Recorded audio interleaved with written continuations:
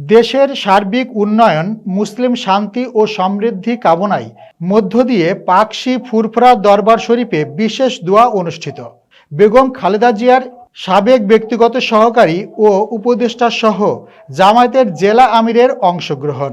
বিশেষ প্রতিনিধি সিয়াম আক্তার সাজিদ জানান, দেশের সার্বিক উন্নয়ন, মুসলিম শান্তি ও সমৃদ্ধি কামনার মধ্য দিয়ে শুক্রবার জুম্মা পূর্ব সময়ে ঈশ্বরদীর পাকশীর ফুরফুরা দরবার দারুস শরীয়ত রিয়াজুল জান্নাতে 2 দিনব্যাপী 74তম বার্ষিক ইসালে সোহাব মাহফিলে বিশেষ দোয়া অনুষ্ঠিত হয়েছে। দোয়া পরিচালনা করেন হজরত মুহাম্মদ সাল্লাল্লাহু আলাইহি সাল্লামের প্রধান সাহাবী ও মুসলিম জাহানের প্রথম খলিফা হজরত আবু বকর সিদ্দিক রাদিয়াল্লাহু আনহুর বংশধর ফুরফুরা পীর মুজাদ্দেদে জামান রাদিয়াল্লাহু আনহুর উত্তরসূরি ফুরফুরা গদ্দিনশীন পীর সাইখুজ হাদিস আবু বকর আব্দুল হাই বিন শকাত সিদ্দিকী আল কুরাইশি বিশেষ দোয়া পরিচালনা করেন।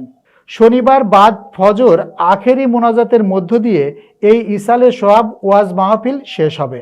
সাইখুল হাদিস আবু বকর আব্দুল হাই মিসকাত সিদ্দিকী আল কুরাইশি দোয়া পরিচালনা করেন।